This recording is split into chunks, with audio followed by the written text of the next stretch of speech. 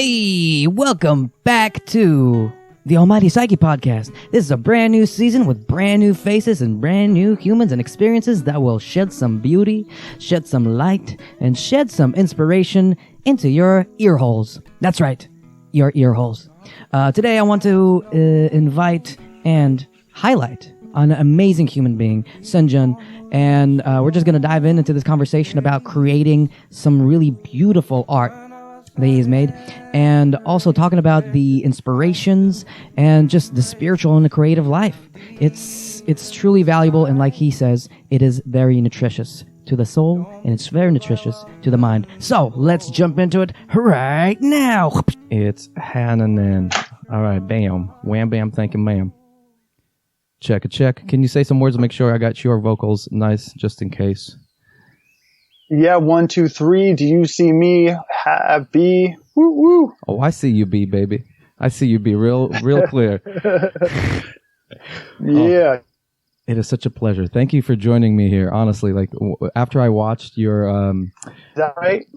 the Dive for Light. Oh my gosh, you're such a beautiful human being. There's so much symbology of the creative life, of the spiritual life, of a life that I've grown so accustomed to, but it was so out of reach for so many years, you know. So just watching through it, just listening through it, like half the time I was just like whatever, you know. I'd look up to see some of the pictures moving, and then I'd just close my eyes and just diving in my own light. I mean, that's the whole point of just going deep within yourself. I thought it was so wonderfully done. I thought the storytelling was incredible. I thought the woman that played just the voice was so easy to connect to. I thought the whole thing was a masterpiece, honestly. Just a beautiful masterpiece. So can you tell me a little bit just of how, I guess, just the process of making that, and then jump back before that and tell me what you're trying to capture for the audience, and what what inspired it. Yeah, thank you so much for that. And it makes me happy knowing that to you it was nutritious and inspiring. And that was definitely an intention from the beginning. You know, I think one of the questions that I asked myself early on was, can I make something that's helpful? Can I make something that is, nutritious and medicinal in some way and inspiring?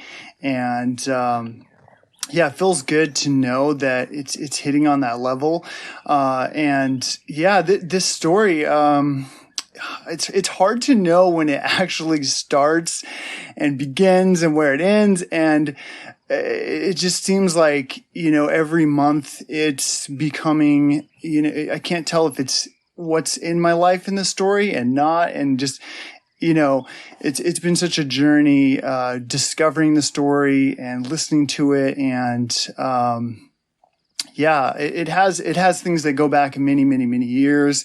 And, some things that are in the story, I didn't even realize were part of my own life until later.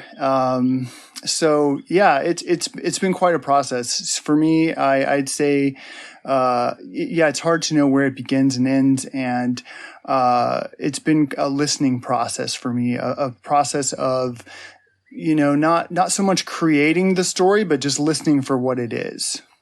I completely agree. And I also enjoyed, I think it was on Instagram, you were posting little feathers you would find every day, or no, that was at the end of the video. Yeah. Little feathers that you'd find, just a little synchronicity, just saying, yeah, keep going. And hold on, the video is cutting out there. Can you say that one more time? You started talking. So I was just talking about the feathers and had the little synchronicities that you're seeing and finding, and I'll just make it a comment of how beautiful life is, and that you found your signs to keep on going, keep moving, whatever it was, and create such a masterful project, and overcome these difficulties that we all face. So I thought it was beautiful. Yeah, my grandpa has this saying. He calls these synchronicities, he calls them God winks. So it's kind of like God's, winking at you. And there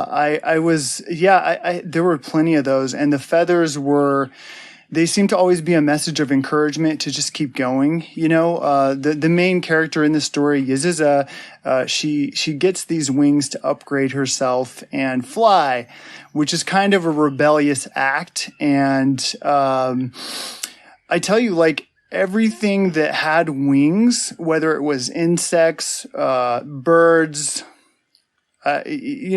chickens, turkeys, whatever, everything with wings in my world seemed to be winking at me and communicating and sending me a message like, keep going, do what you're doing.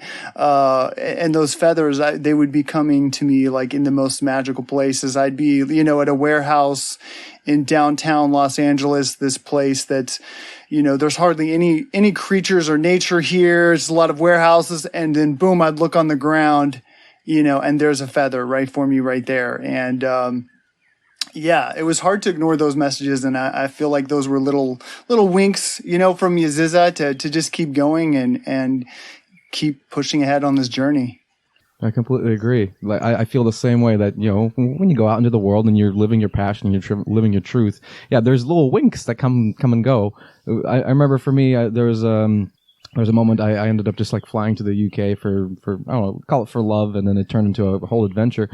And life was winking at me through like sunglasses, just random things. I'd walk around, lose my pair, and then find another one, and it says like sunshine or just smile or just something that was pertinent to that moment. And man, like that was my first experience of God in that sense. These almost seemingly empty things that had so much depth and meaning that nobody else would understand. You can try to explain it from A to Z, and they're like, oh, dude, you just found a pair of sunglasses, or you just found a pair of feathers. But it's so deeply ingrained, with who you are, what you do, that it just moves mountains for you. Like, holy moly, that's like, this is breaking the matrix right here. So I thought it was wonderful that you shared that. I thought it was beautiful that you included that, especially at the end of the video. We do have a poor connection, but as long as this conversation can still keep going, and like you said, you'll send me the audio, I think it'll be perfect. So like, man, I'm so excited. I thought there was a beautiful moment somewhere in the beginning where Aziza was saying like, I got these feathers, and they're not practical, and like, cause you can't do them for a job, or you can't like do anything. They're just there to be there, and what a beautiful symbol for again, just creative life, a spiritual life, because they're not necessarily a necessity for it or a practical necessity for it, but it enriches your life, it enriches your soul, and you're able to reach different worlds. And I thought that was such a beautiful portion just to add, and it's so small, but it speaks volumes. So can you tell me a little bit about your personal like spiritual journey? How were you always like this? Did you always have these thoughts in mind, or was there a beginning to this lifestyle? Yeah, one of the things you mentioned earlier reminded me of the first moment that I felt this oceanic feeling that you could call God. And, it was, I think you mentioned something about, looking up at a light or something when you were in the UK. I remember being, I think it was like 7 or 8 years old. And I was like looking up at a blue sky and just the immensity of it, and looking at that blue color and seeing that it goes deep and deep and deep and deep. It's not like a flat color that would be on a piece of paper or something. And, I still, there's nothing that I think can replicate that visual, that look. There's some kind of depth to that when you look into, a deep blue sky. And that was the first moment that I had felt like my thoughts melted away. And I could just feel something that was real and loving and beautiful and beyond anything that I could imagine and conceptualize with my, my kid brain. And even now, so, that was definitely the first experience I had of this oceanic, loving, great spirit. And it continued. I don't know why, but I have always been interested in that realm, in the mystical, the spiritual realm. My grandpa was actually a minister at this place called Unity Church. And Unity Church is like, the way I describe it usually is like, it's like the teachings of the hippie Jesus, you know, like this hippie guy who was like, hey, just love everybody, you know, and that's how they are at this church. Like they love Jesus, but they're very inclusive, you know, like I remember going to his church in Dallas and seeing on the wall, there's like a painting with all these different religious symbols from around the world, the Buddhist symbols and you know, cross and the Om and you know, the moon and star from Islam and like all these different religions. It's like, hey, everyone is cool here. It's all love. And you know, I remember that from early on is just seeing his path and being really inspired by this, commitment to spirit and love. And, yeah, I can remember that even in high school. And I also remember from a time when my dad and I actually went to see these Buddhist monks who were traveling around the country. Like what are they? They do these like sand mandalas, beautiful mandalas, and it takes them like 4 days or something. They stay up, you know, and they take shifts and like they're constantly working on these beautiful, intricate mandalas from colored sand. And they make them on these giant tables. And while they're doing it, they are giving, you know, they're saying prayers and we went and saw them, and they also did some chanting as well, like deep, you know, throat chanting. And yeah, at the time I had made an Om t-shirt, and I did like the Tibetan Om, which is kind of like, it's got a little style to it. It has these like sharp lines. And, I was wearing that shirt, and the monk, like the head monk, I got to meet him afterwards. And he like ohmed into my Om on my shirt. And man, like when that happened, I felt like he like blessed my artistic, spiritual path in some way. It was so real to me. And I was changed. That sounds divine, truly and honestly. That sounds amazing. Just getting hit with those reverberations. I think that's a very lovely story. How has that played a factor, like in the, you know, I guess in your creative realm? Because again, just watching from the end of the video, like I can see that you have played a huge part of just learning how to, you know, animate and learning how to just put everything together. How many skills did you have to bring together to pull this off? And was that always there? Or did you, again, pick up one and you're like, this is nice. And then you picked up something else and you're like, oh, this is nice. And then so on and so forth until you got to a point where like, oh my gosh, I can put these skills together to create this immersive experience. Yeah, it's funny because at the beginning of this project, it was not anything like what it is. It was not in the scope, and it wasn't as multimedia, multifaceted as what it was.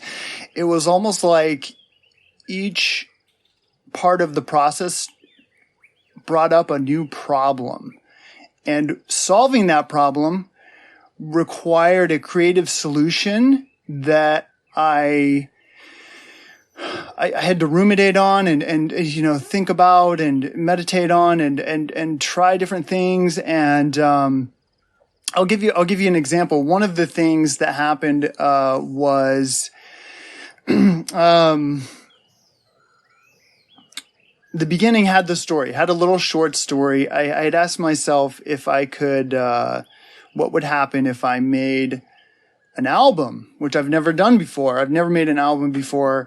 And I was really inspired by this idea of stories and how stories are so fundamental to our operating as human beings on this planet. Like we are literally wired for story, the same way that a bird is wired to fly north. Somehow it knows, they don't have a little birdie conversation and they're like, oh yeah, this thing's going to happen next year. We're going to fly this north and here's the pattern. They do it. They know. They just know. And, I feel like, we're wired to understand things in this way with a beginning, a middle, and end, and, like the hero's journey and that whole realm of understanding. And it's so fundamental to us. And I was thinking like, I want to make art that is impactful in some way and helpful. So yeah, I should be using this story thing. So, I went down that path of, like sensing out the story. And, I had a short story where I had sectioned it off. So each chapter would have its own song. And, now the problem became, well, I have all this story. Well, how the hell am I going to get people to read it? Because, our attention spans like a goldfish, basically. So what would I do? Would I put it on the description on the video, like that chapter? Just read below in the description. And then 0.3 people will read that. And or I was like, well, maybe I could. And this was a process over many, many months. Like I would be, thinking about this and going, and at one point I was set on the idea that I'd figure out some way to put it on a separate website, maybe have just the song next to the text. And at that point there was no visual other than the idea that there'd be a nice, album artwork of the girl. And, many months went by and just trying to solve this problem of how to actually get people to read the story and interested in it. And, one thing that I do frequently is like, if I have an audiobook that I like, I will then go get the, regular book just to kind of like read it, and I'll soak in different things from it when I read it. Or if I have a book that I read that I like a lot, really do, I will get the audiobook and kind of like, and listen to it. And I'll notice that I pick up different things. And I remembered that technique and I was like, you know what? I haven't heard the story yet. I've read it. I've read the story. So, I recorded myself saying the story, and so I could listen back to it and just hear it. And, at the time, like a couple weeks before that, I'd also made like a meditation type ambient song to listen to when I meditate. And, I was like, oh, cool. I'll just throw that behind there, a little backing music. And when I heard that back, boom, that was it. I knew like that was what it was supposed to be. I was like, this could be an audiobook with music behind it. People don't have to read the story. They can listen to it. So, dude, when I found I had a similar process with the visuals, because at first I was like, cool, then we'll do a little moving wallpaper, a little maybe like 1 minute loop of her standing. That's it. And then we'll just have the audio for an hour and a half. Cool. It's like an audiobook with music, a little, and I don't know, it just kept evolving. I was like, well, we could also do her flying. Let's do one of her flying. And then I started realizing like, holy shit, every scene, like we need to keep doing this. And like, I should have done a shout out. Mario Teodosio, who did the main, digital illustrations, and then I animated them. And, it was so much work. 'Cause these files, man, like they were like 3 gigabytes for the one of her standing there. And like to try to get After Effects to animate that, I was like, and I'm using a laptop, man. And I'm just like, I had to learn animation too. I didn't know how to animate. I had to I spent 2 months pulling all-nighters. And I will say thank you so much to fucking YouTube and all these tutorials, man, because like, I kind of I learned enough to do what needed to be done, but damn, there was so much more. And I'm like, I appreciate animators and like that work, man. Like it is no joke. It is just so much detail. And you have to think of everything like frame by frame. Like it's crazy. And like I had this experience where Okay, so I had designed the sound of her like touching the void link, and then the visual of it too, and then she's talking and there's the story, and I'm like, whoa, there's like this, what am I don't know, this isn't music production, this isn't animation, this is not, but I'm like all the way, like there's this hyper-dimensional thing of story, music, and the animation, and I'm sensing all parts of it. It wasn't like someone was like, okay, cool, now you do the music, dude. It was like I can pick how that sounds. I know I can design the sound because I know how it's going to look, but also, so I'm like, I don't know what I'm doing here. I don't know what it's called, but, and then at that point, the project pretty much doubled or tripled in size. And then, it kept kind of growing in a process. It was, for me, it was, if I could explain it was like a process of growing and being like, I guess I was like the gardener or the shepherd, just kind of like, watering the garden and like seeing where the plants want to grow. And then, and eventually those things started to combine, the writing with the music and the visuals, and then looking at it as this plant that had grown and be like, whoa, that's cool. Okay. That wasn't the plan originally, but I like it. Which is one of the most beautiful parts, I'm sure you would agree, about art is, you kind of set in there with some intentions with a seedling that you put into the ground. And then, see how, how this creative energy kind of flows through you to evolve something that was, might have been small into something that's, a full tree. I draw so many connections with you when you're saying that. It's incredible. With my personal journey, just same things. Like, hey, started painting. I was like, who cares, right? Nobody's watching this. Nobody's understanding the intellect behind it. Let's put some words behind it. Then get into music. They get into marketing. They get into whatever, talking, podcasting, connecting. And each step, like you said, you're like, all right. So I find myself in this. Let's call it a rut. I see a problem that has emerged because of my past actions, just even to express myself. So how do I take that rut? How do I take this problem and then use the same creative process I used to create to overcome this one to create something next? And then you just Control C, Control V, Control C, Control V. You just copy paste until you get to the final masterpiece. And I know I know you're never done. We always have to decide where we want to let something go.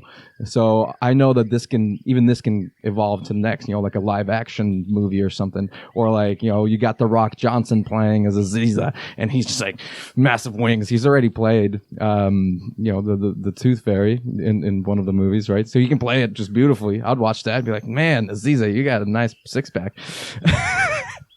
And he's very light and positive as well. But everything always evolves. And for me, it was also that understanding, like one small seed of creativity can just expand onward and onward. I think it's so beautiful that you stuck to it and you expressed it, and you expressed it so beautifully. I can't stress that enough. Honestly, I can't stress that enough. It's one of the greatest things I've seen in a long time. And and that's why I really wanted to do this, just to try to get people to understand, to go there, to just experience it for themselves. It's an hour and a half, hour 45-minute movie, and if you don't want to watch it, just lay down and just listen to it. Like you're saying, it's an audiobook, but with visuals. And it's a novel. It's a beautiful. It's poetry. Every single word is poetry. The meditation music is amazing, and just to compliment you a little more, I thought marketing wise, it's amazing. Like, it's incredible because you have the story again. You're attaching songs to it, so now somebody can go and listen to the songs and then go back to the movie or watch the movie and be like, oh, songs. I'm gonna go watch the songs. Everything's connected, right? If they want to read it, I'm sure you have a published version that you're like, here's a book. Go ahead, you can buy this and you can read it, and that way everything is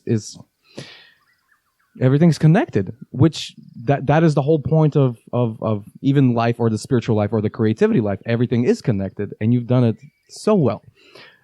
So can you tell me a little more, just if you can take the storyline, and again, it's symbolic and it's beautiful, and narrow it down to to a message that you want people to hear right now that they might benefit from. What is the message that you're trying to portray with that whole story? Ooh, that's a big question because for me, I know what the message is for me, and sometimes when I hear it from other people, they pick up on different things, and I also think of Yaziza, and her request to me was, hey, help tell my story. And I also imagine, what does she want the message to be? What was her intention for us to get out of it, and there are many different layers and meanings in this, and some of them I am discovering afterwards. I'm kind of discovering more that's in there that I didn't realize before. And one of the themes with Yaziza is that she's following her heart, but she doesn't know exactly where it's going to lead. And there is this constant surrender that she's doing, like she's surrendering the not knowing. And her message, for me, one of her big messages is just to keep going. Like, even if you don't know, but your heart knows where it's going, follow your heart and it will take you to the right place, and feeling that, there are times in the story where, her wings kind of pull her in a different direction, or she's uncomfortable, but it's always leading her somewhere that is helping her and helping her grow and, spread her message and beauty and follow her own excitement, which is just a great compass for life. And knowing, that's one thing that I really tried to live her message and whatever was in the story, to really live it, not just like, read about a cool, helpful idea and then just write it down. I really wanted to live those principles and ideas myself that are in her story. And even when making the album, one of the things Yaziza says a lot is, follow your heart, follow that excitement, follow that feeling. And, from the beginning of working on her story, there was this unknown. I didn't know where it was leading me, and I didn't know the scope of it. I didn't know that, but it led me to where we are now with her full story complete and, and in this multifaceted way. So,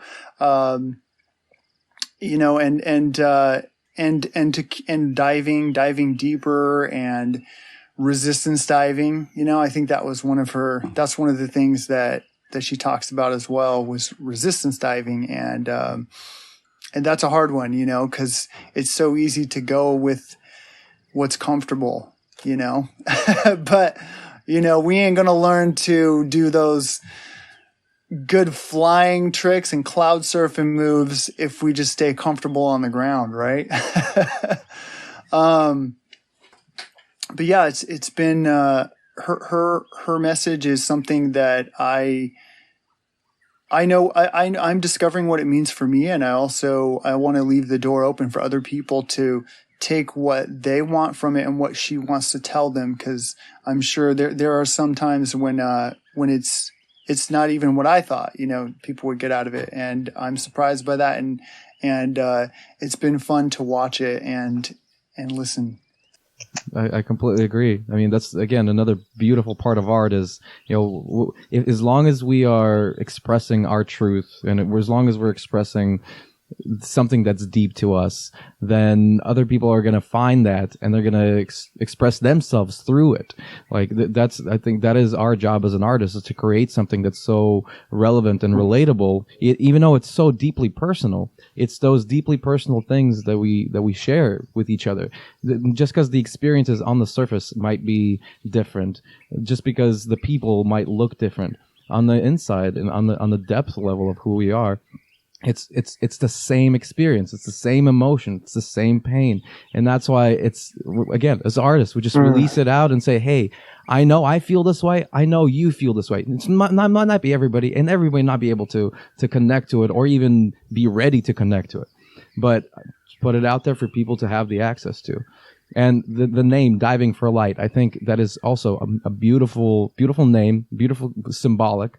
Diving for light. Where are you diving to? Into the depth, your depth, into the darkness, where light comes from. In the depths of darkness, you will find your light. In the depths of darkness, in your darkest hour, you will realize your worth, your potential, your love, and then you decide: do I want to stay in the darkness, or do I want to, start shining my light in this darkness? Do I want to be a part of it, or do I want to allow it to mold me into the light that you are? And that's it, again, in the storyline. That's exactly what it is. Go follow the pressures, follow your fears, make yourself better, grow, expand. And I can see that in you, the storyteller as well. Because the story doesn't come out of the thin air. It's you're talking about expressing it and trying to live it. And I believe that, because you can't tell a story like that and not live it. We have to do our best. So I was going to ask you: Is Aziza a part of? Is that your feminine side? Is that or is that somewhere the name came, or this individual came? Who is Aziza to you? Yeah, Aziza is a young, curious alien girl from the ocean-covered planet Joom, and she's a real girl out there. I keep saying this, she's out there. So. On top of her being, a real girl out there, she is, she had me diving into the feminine side of creating. And I have a very masculine way of creating and manifesting, which is very warrior mode, which is I'm going to go to battle, disciplined. We're doing, we're up every day doing this 24/7. There's a lot of, action and effort in that very masculine, way of doing things. And, with this, I feel like I got schooled on the feminine, the divine feminine, the feminine way of manifesting, which to me is it's patient. It has all the time in the world, but everything gets done. And, that was hard for me to learn, because I have this way of, we're charging ahead. We're doing it. This is the time frame. Boom. And, and it was no. It was sorry, that's not going to work here.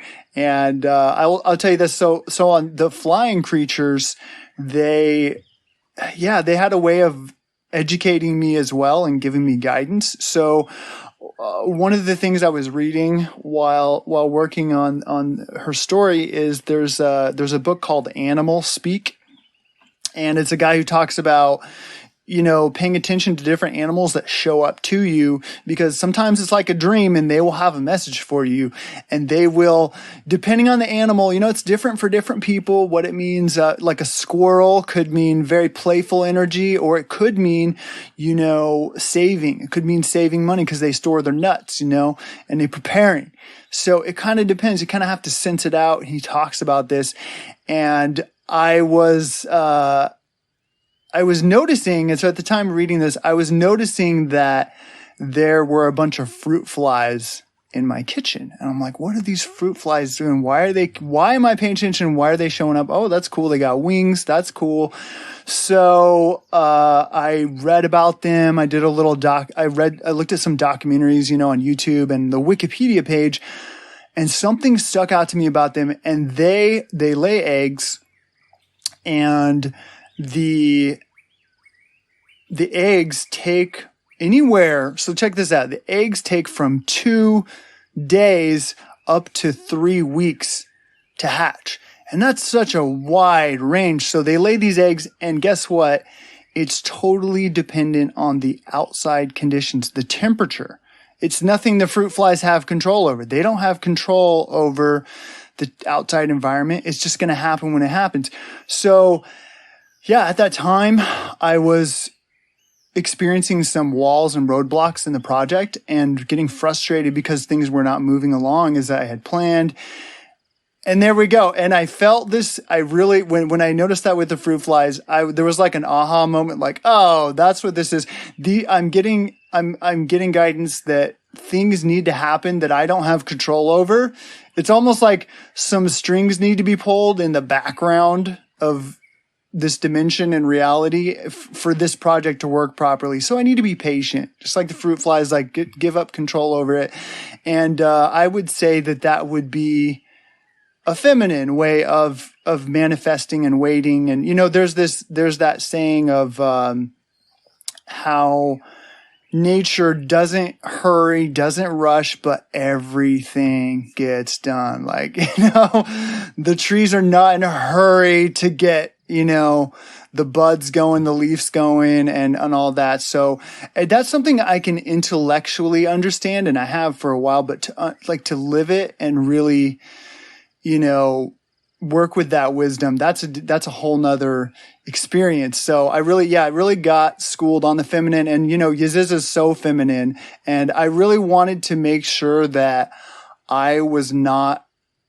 it wasn't like, oh, a dude made that. Yeah, a guy totally made that. Yeah, look at her, her like a lot of times a guy, you can tell when a guy does it, if it's like super over sexualized and like, the whole like, characters with big tits or whatever. It's always like, it always has this, it always has like a, you can kind of tell the thumbprint on that. And I wanted to make sure that Yaziza was true to her, who she really is. And that a woman, a girl could see her and be like, oh, I could totally see myself as her. So, I definitely, she had me diving deep into the feminine and, and getting schooled on that stuff. I completely agree. And honestly, the first time I watched it, I was adamant. I was like, a woman did this. And like before even just like exploring who did it, I was like, oh, cool. Some girl made this thing and it's all beautiful and it's all pretty and it's great stories. I was like, yeah, this is nice. And then boom, it's this bearded man. I was like, what? The bearded man. He's so amazing. I love this man already. So yeah, you did an amazing job diving into the feminine side, and I also agree with the fact that she is out there in a sense. So many parallels between you and I, my friend. So many parallels. Just again, myself becoming this person, and then just like living in the feminine. Especially going from the masculine. So yeah, I'm really good at like forcing things to work. I was like, you know what, if you need me to get me something to get something done, I can get it done. I don't care how it's gonna get done. It's gonna get done. and like just full masculine. And then I was like, all right, yeah, just went into the feminine. I was like, oh my gosh, you just create this void and then it gets filled. What do you mean? And it's so beautiful. Just the art of allowance, honestly, just here's what I need, and you open yourself up and just like it gets filled. It's I don't know if I still understand it intellectually, but it's like, man, I'm swimming in it, and it's so beautiful. And honestly, it's. What was it that brought you into the feminine? What was it that brought you into that out of the masculine in that way? So creativity kind of flourished within me when I decided to stop pursuing being a doctor in medicine and just kind of work with my hands. So that allowed me to understand just my ability as a creator. And then, I've always been someone who was looking for love, always trying to, find somebody to love. Like I'm a romantic at heart. And, it was never working out. It never worked out. Probably because I was always going for like taken women. It's like boyfriends married. And then it was like, oh no, you left me. How dare you? Obviously, I was living my own karma. And it got to a point where I found a human that reflected the person that I wanted. A relationship that was freeing, liberating. There's mutual love going back and forth. And after that, I understood what I was worth. I understood what was possible. And then understood that if you wanted to, find that, you have to become it. If you want to see something in the world, you have to be that person in the world.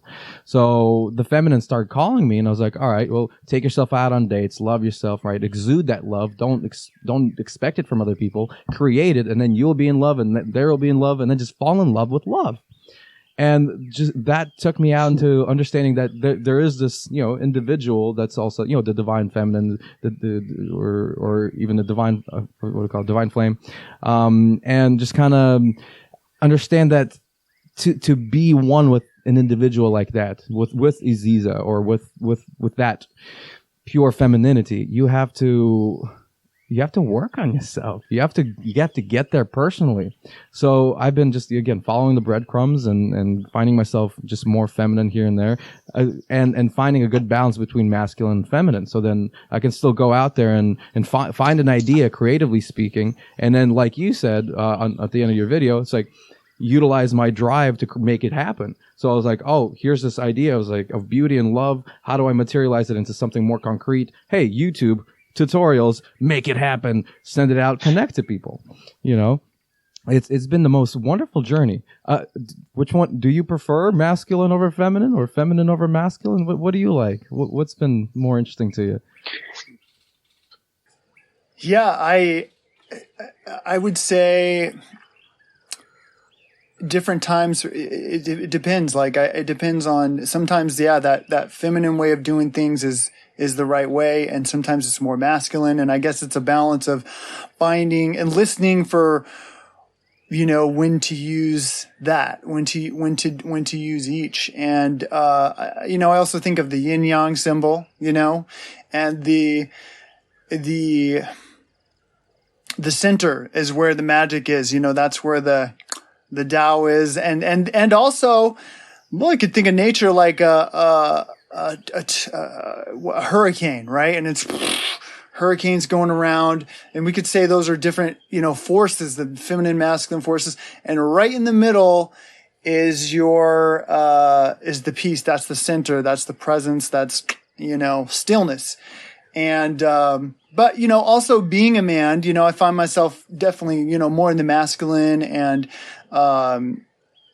I'm also listening right now for inspirations and things, and feeling like a fire type of thing, fire energies, and exploring that. So, yeah, I like both. I like being able to have both as a tool. You know, it's like this idea of, we always have this dichotomy, like we're trying to choose between one or the other. And how about both? You know, we could also use both. And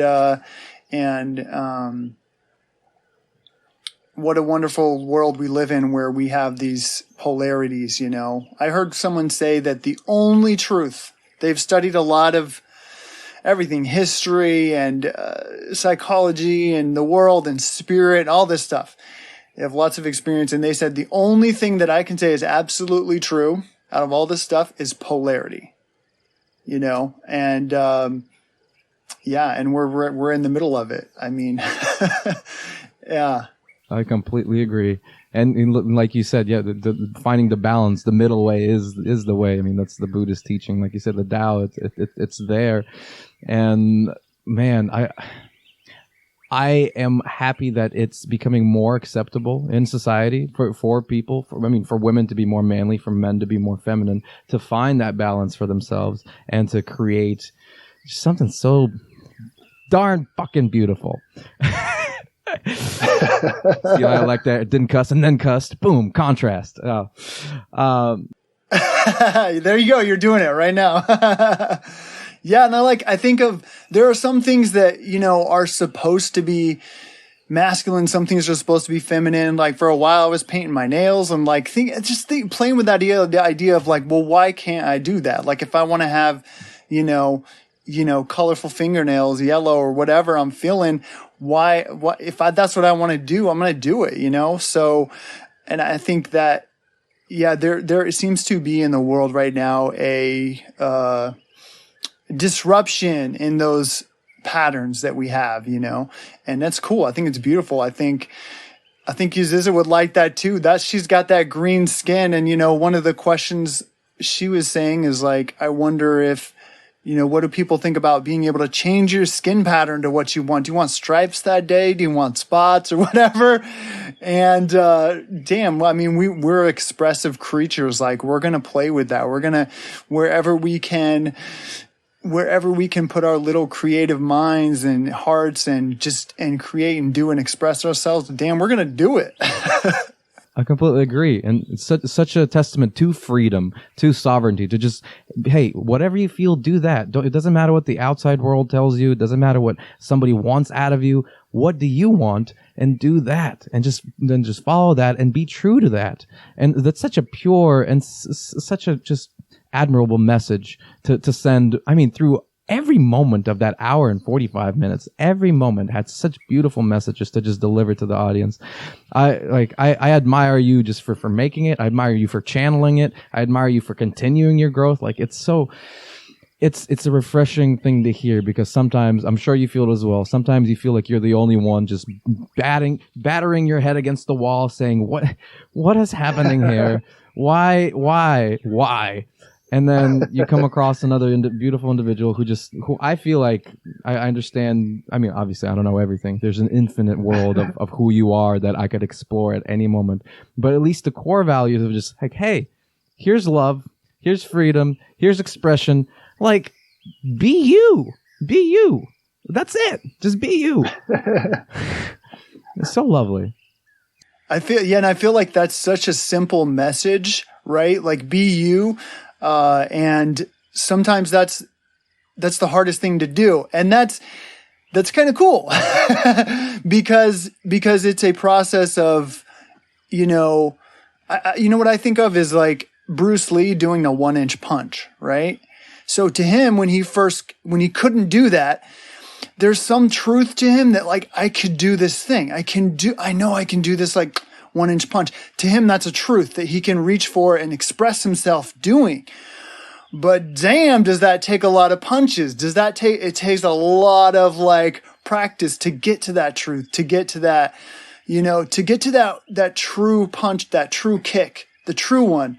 And it takes thousands a day, and I feel like that is one pattern that I've seen a lot too in, people who are masters at what they do in art, especially, and they go through this huge volume of work, and the whole time they feel, we feel that there is this truth that I'm reaching for. There's this thing, and being able to express it. I remember when I first started making music, and I would have these ideas in my head, and like, then I'd be sitting there working on this thing for hours, and then it'd just be like, bleep, bloop, and I'm like, I'm frustrated because like I can feel this truth in me, and I can feel that music wanting to burst out, but I wasn't able to create it yet, and I think there is this,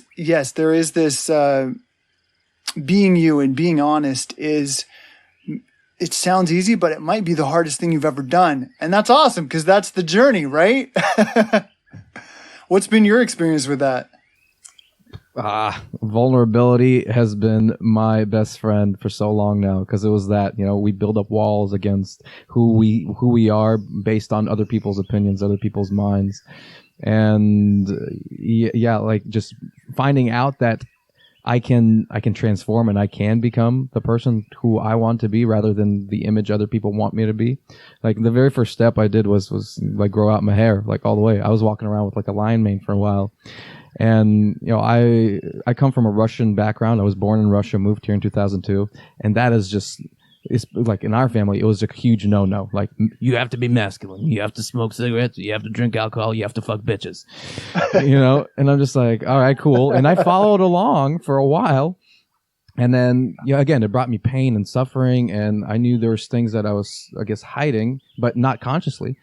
And it slowly started to come to surface when I started meditating and just purging all those emotions that I've had deep inside of me. Again, didn't even know, but I remember I was meditating for maybe a good year, and every night for like 3 hours a day, morning, mid, afternoon, and night, I'd come in, and at night I just stand up, just bawling tears. It's like, oh my gosh, I did this, I said this, I've done this, I feel this, and then I'd go in, and next morning I'd try to fix it somehow, just ask for retribution or whatever it was.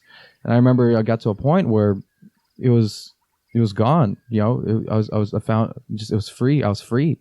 And from that moment I realized, like, oh my gosh, I can do anything now. I can be anything. I can, like, nothing can stop me. And that was the first moment I was like, all right, I'm gonna grow out my hair.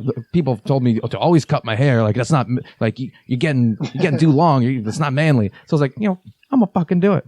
So I did, and God, the first moment I got even an inch too long, my family, my friends, everybody's like, hey, you should get a haircut. Yeah, you should get a haircut. And at this moment, I understand it's like they're trying to mold me into something that they want, not me. I was like, no, I'm going to do what I want to do. Oh my gosh. It was almost nothing, but it was such a battle. And then when I found myself on the other side, I was like, oh, I can do this. And then I started, making clothes like this, and I started wearing like funky colors. And again, it was revealing, and it was uncomfortable at first, but then, I set into it. I set into my skin and set into my colors. And like now, people look at me and they're like, are you for real? And I'm like, oh yeah, baby, I'm for real. One of the last things, I went out before the quarantine. I went out to a karaoke bar, and this is like a biker bar.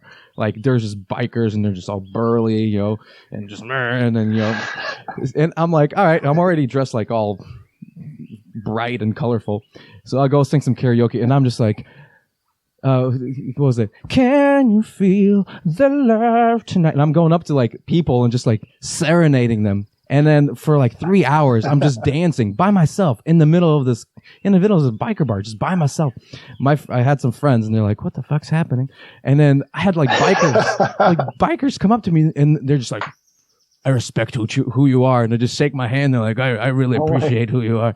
And he's like, how high are you right now? I was like, bro, I don't even drink. I don't smoke. I'm high on life right now. This is dance high. And they're like, whoa, and then I ended up leaving with like 25 extra friends, because they were just really appreciating. And, we started dancing more, and people started singing more.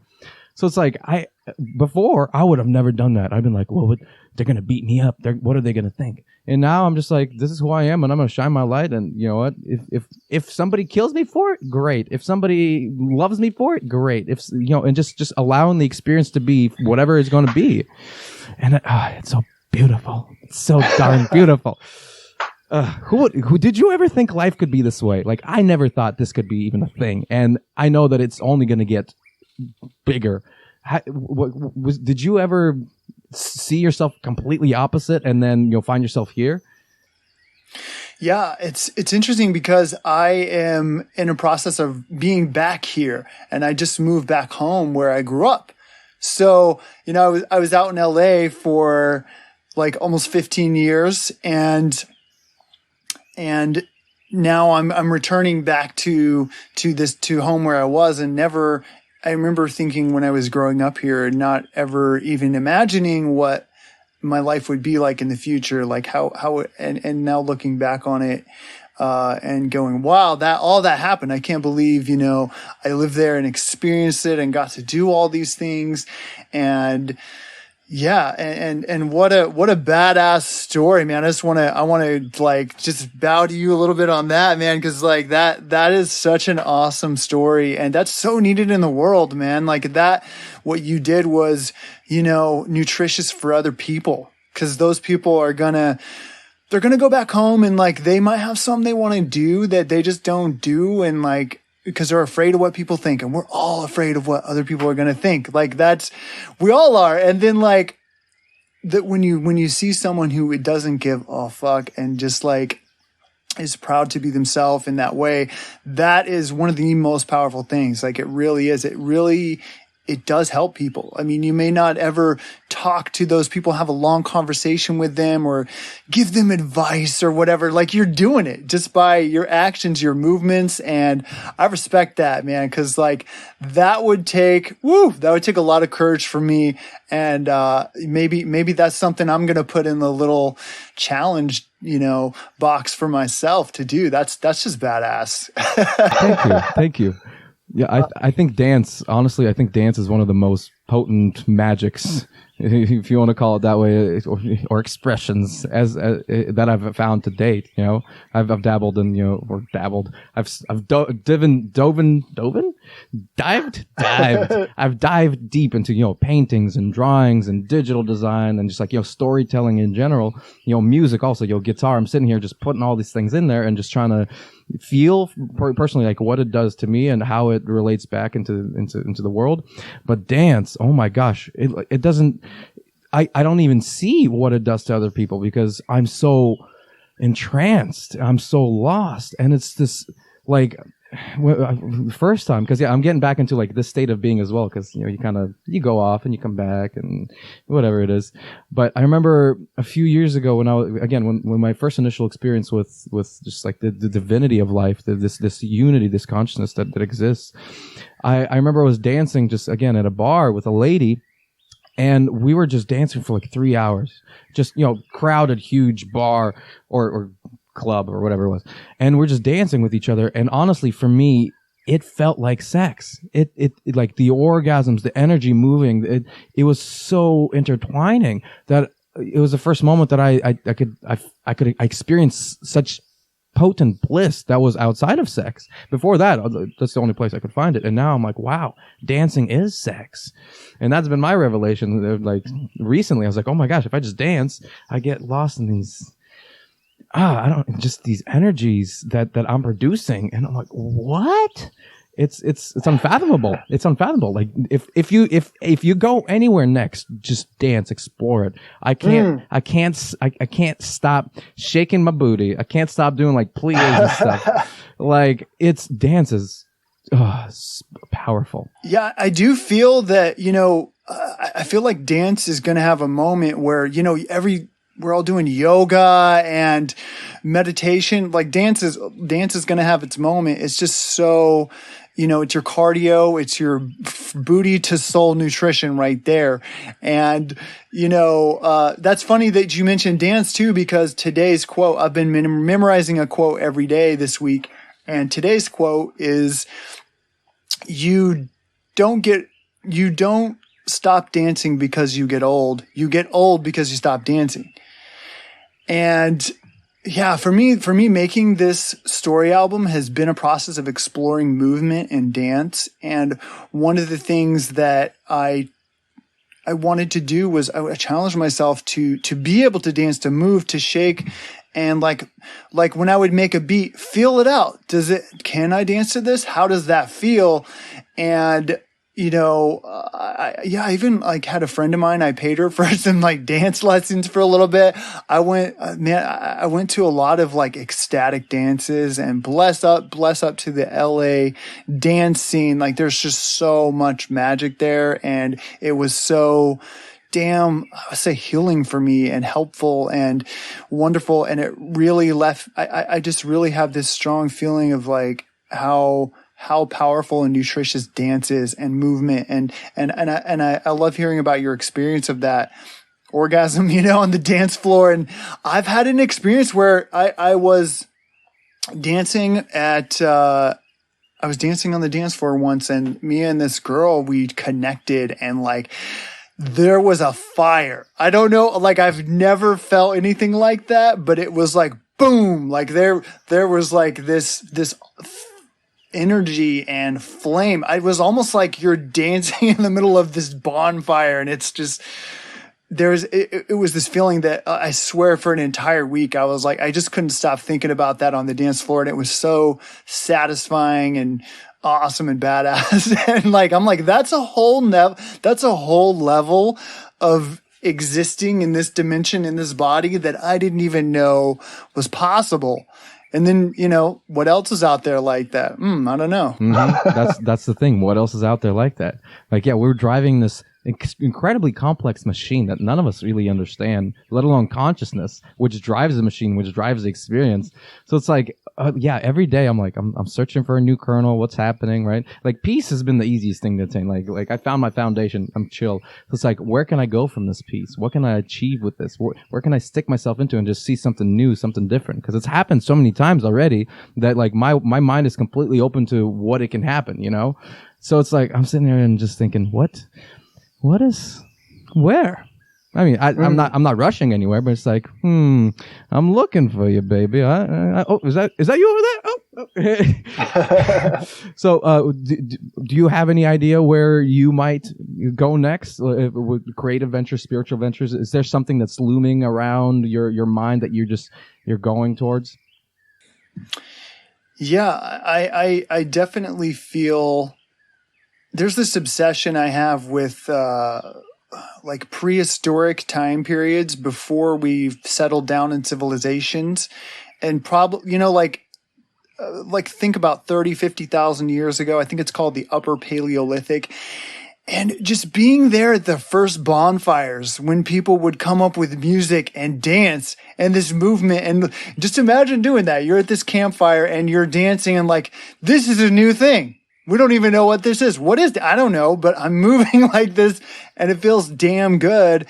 And damn, if I could, go back in time, experience that, or just, it's cool to think that we have access to that same magical, wondrous experience, and right here, right now. And, that's kind of where my head's at been lately, is exploring that. And, what I noticed with working with Yaziza and her story is that a lot of things that I was interested in or, musing about, exploring, they work their way into the story. So, I definitely feel myself, pulled in that direction. I'm feeling fire a lot. I'm feeling getting pulled into and being interested in fire, and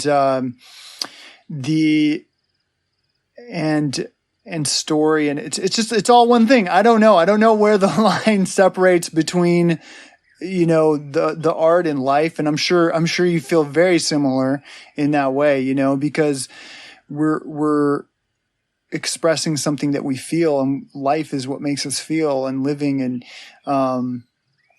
what a wondrous puzzle. And I also like how you mentioned, being so complex, we don't even understand it. And I like to philosophize a lot, and just think about some of these big picture questions. And I think one thing I keep coming back to more now is being humble to the fact that I don't know what's going on. I have no idea. And there was a guy talking about this, late last year. I remember this guy talking about how you are the most complex thing in the universe. What makes you think you even understand what's going on in there? And and I think of how humbling that is, and how beautiful, and how, how much there is to explore. Because as far deep as we look out into the universe and we go, oh man, if we get this, the new telescope coming up, the James Webb telescope, wow, what are we going to be able to see with that? And how much further and deep, and are there other universes and all this? Well, I sense, and my intuition tells me that there is just that much to explore inside as well, that we don't know, and what to explore. So, and we can all dance with it and move with it and play with it. And, even though we don't totally understand what's going on, we can feel it. It's completely true. You can feel it. You can express it. Maybe fire dancing is your next one. Take dance and fire, put it into one. Do you have? I noticed some tattoos you have. It looks like a little tattoo here, blue and white with some dots. Is that? So that's actually just tribal markings that this awesome, wonderful company based out of Los Angeles. They're called Tribal Markers, and they're like this. They're tribal markers, and they're non-toxic, biodegradable. And they have this awesome tip where it's like got 3 on one side and then a solid one on the other. So it'd be like this, like here's the solid right there. And then you also have this other tip that's like 3 lines. Here, we can look at it a little bit easier like this. All right. So they make these in different colors, non-toxic, biodegradable, make art on people anywhere, anytime, on you. Super fun. Like, I highly recommend this to you and any of the listeners. Like, tribal markers, like they're just a lot of fun. They last a long time. And they're just art, like paintable art on people and anything. And it's I can't recommend them enough. That's fantastic. No, totally. Like I'm all about drawing on pants, on paper, on people. So yeah, it would be definitely nice to have some markers that I know are toxic safe, because people drawing on Sharpies with Sharpies. I'm like, bro, that's gonna get into your liver. You don't want to do that. Like just let it go. So this is amazing to have that. I definitely appreciate that. And do you have any other tattoos? I keep seeing like some. Yeah, I've got I don't know how many I have now, but they all have different stories. Like this one's a candle. It's kind of upside down there. This one's a candle. So that's the reminder to me. I always write stuff on this hand as like reminders, like a list. This hand is my reminder to just shine like that candle, because a candle doesn't, you don't light a candle to put it under the table. You put it there to light up the room, and it's just going to shine. And it's kind of like a star. Like a star doesn't look around to other stars and be like, whoa, I'm shining a little too bright here. I got to tone it down, because like I'm like being too bright for my neighbors and my friends here. No. It's shine. That's the rule, and that's what it does, and that's what you do, and then we do, and it's just a reminder to do that, just to shine.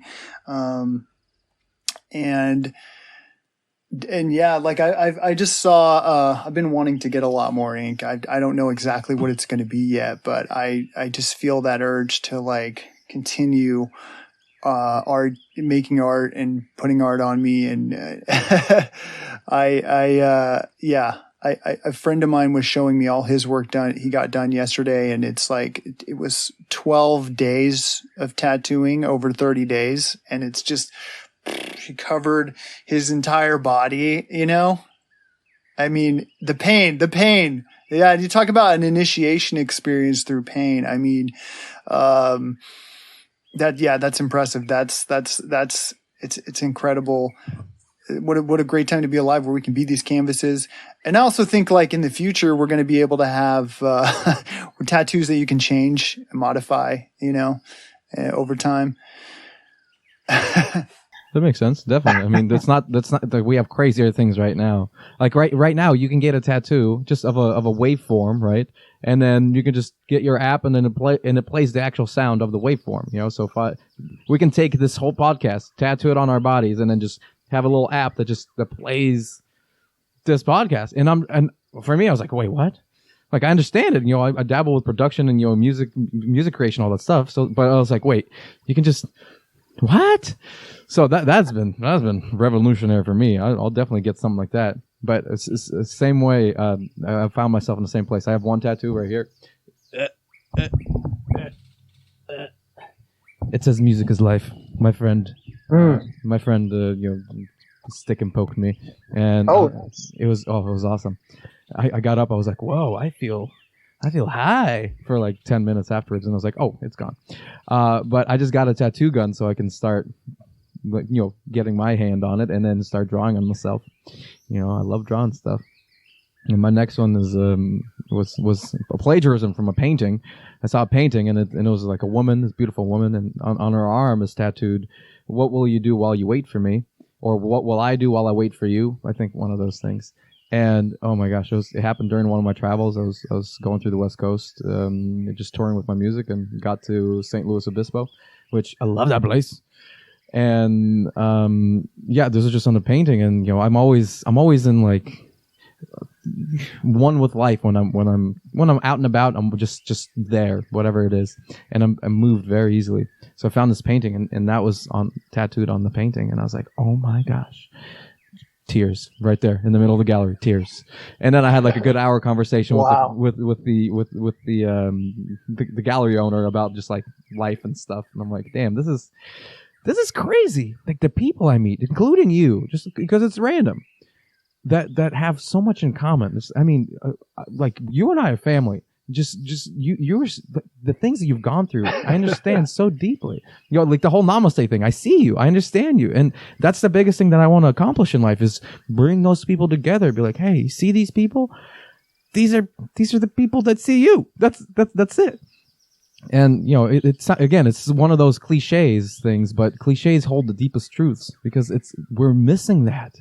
Like I miss that from my own family from time to time. It's hard. But then I meet you, and I'm like, here's my family. There's my family. There's my family. These are my family, and they are God. I love them so much. I love you. I love you so much. I love all of you so much. Oh, I can't contain it. I cannot contain it. I'll talk for hours. I think we should definitely talk about like philosophy, maybe like next time, especially just whatever future on. I love getting to philosophy. If you like philosophy, just like, or at least listening to philosophy, there's a podcast that I found just incredibly useful. It's called Philosophize This, and my gosh, there's so many great ideas that I've applied as, you know, from an instinctual kind of way, understanding, maybe from the feminine side, and then having the intellectual understanding of what's happening. I thought it was very beneficial. Like just you know, thoughts of, you know, Plato, Socrates, and then a lot more newer philosophers too. Like he covers everything, and the man is hilarious. This is like a philosophy comedy podcast, so he's like really funny in delivering it in the imagery he provides. Super professional. Like, oh, I think you would appreciate this, and if not, you know, you don't have to listen to it. But I think you'll love it. I think you'll love it. But yeah, I think we should wrap it up and then see how we can. If you can send it, I'll upload it as soon as possible. And definitely stay in contact. Like if you need anything, like I'm here. If you need help, I'm here. Like man, I appreciate you. Yeah, I just want to say thank you so much for having me on this podcast. I've really enjoyed this conversation, man, and I am pleasantly surprised at how badass you are and how wonderful this conversation was. And just like it's been a pleasure talking with you. The questions, and you know, you're just a special badass human being, and you are doing it, man. You are bringing people together, these creators. I remember when I first heard your show, and just like, I swear within like the first minute, I was like, yeah, this guy, he gets it. You know, there's just, you're riding this wave, and I feel like I'm looking over and you're surfing that wave too. So bless up to you, man. Thank you. It's been an honor to be on this podcast. Thank you so much for having me on here. I appreciate you and what you do, man. Such beautiful words. I feel the same way. Like the fact that we connected is it's juice. It's juicy. It's honey on the lips. It's honey in my heart. It's just I'm engorged in honey right now. But yeah, don't be a stranger. If you need anything, just reach out, please. I look forward to helping you on your journey in any way I can. And yeah, dude, stay in contact. I appreciate you. I love you so. Bless. Much love, man. We will talk again very soon. So, before we go, actually, I have another question before we go. Your name's Sinjun Nujnis, which is, you know, it's back and forth. It's a, what did you call it? I don't know. But you mirrored your name. Is there a story behind that? The mirroring of the name there? So it's Wesson is my last name.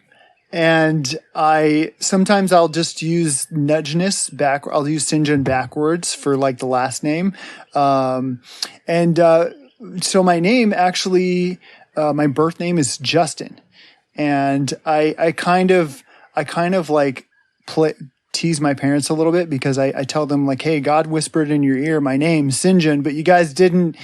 You guys changed it because they, you know, growing up, we were very religious, and anything with sin would not be good, especially the name of your child.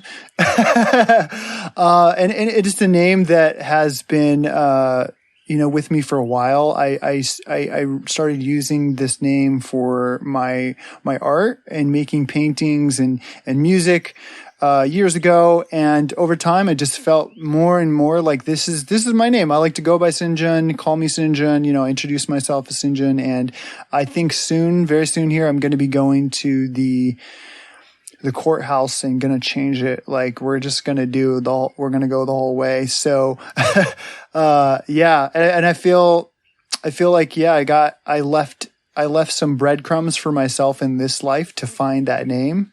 Because I believe that's the name that I use every time I play a game. I play, you know, it's my character. That's my avatar here in this dimension, and that's the story for that. But yeah, sometimes it's backwards. Sometimes I play with it, you know. And why not? You know, if we have a little chance to be creative and express ourselves, then and that's what we want to do, like we were talking about earlier, then damn, play with it, do it.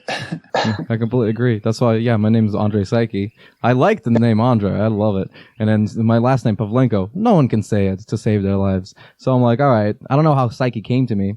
Or initially I started my company called Almighty Psyche to kind of point people into the direction of, Almighty Psyche, the all-powerful mind. We all have this all-powerful mind. You can do anything with it. And then slowly I was like, oh, Psyche is kind of cool. I'm just going to tack it onto my name. And it's been everything. Like I use it. I was a teacher for 4 years, so I went by Mr. Psyche, and they loved it. I loved it. They'd call me Mr. Psycho sometimes, and I was like, "Oh, you call me Mr. Psycho? I'm gonna let the psycho out. You don't want that." And sometimes they did want it, and I had to put my foot down. But education is education is education. So I definitely feel you on that one. Can you tell the audience, the world, the universe, where we can learn, where we can see this story that you and I have talked about so deeply? Can you tell us where we can go? Yes, Diving for Light can be watched on YouTube, actually, for free. Anytime, any place, anywhere. And the audio, so Diving for Light is a full movie. It's a feature-length animated film and a 9-song magical bass album. And I'm calling it magical bass because I really tried to find what's the best way to describe this music that has been that's in the album. And it's magical bass, and we are it's up on Bandcamp, Spotify, Apple Music, all the traditional streaming and audio channels on planet Earth. You can get it there, and also on YouTube. For each dance song, there is also a music video as well that takes parts of the story, because each song in the album comes from the story. So, and comes from the chapter in the story. So for song 2, the story the dance song is Awaken, and it's about her first time flying. So in chapter 2, she goes on that flight, or sorry, chapter 1, she goes on that first flight, and she's exploring and finding something new, and the song builds up to this crescendo when she flies and discovers that new thing. And, so I listened for, what is that going to sound like? What does it sound like when you're flying for the first time? Or like in chapter 3, it's called Universe, Y-O-U, Universe. And if when you watch the movie, you'll see why is it called Universe? And the dance song is called Oh My Goddess for that chapter. And if you listen to the movie, you'll find that the dance song and the movies use similar sounds for that chapter.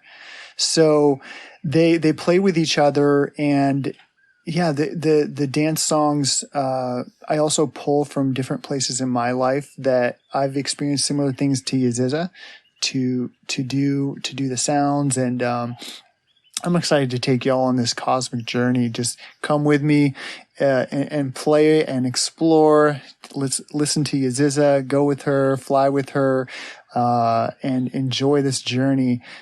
Check it out on YouTube, and also on Instagram at sinjun.art, and more places. We'll see. We're going to play. We're going to explore.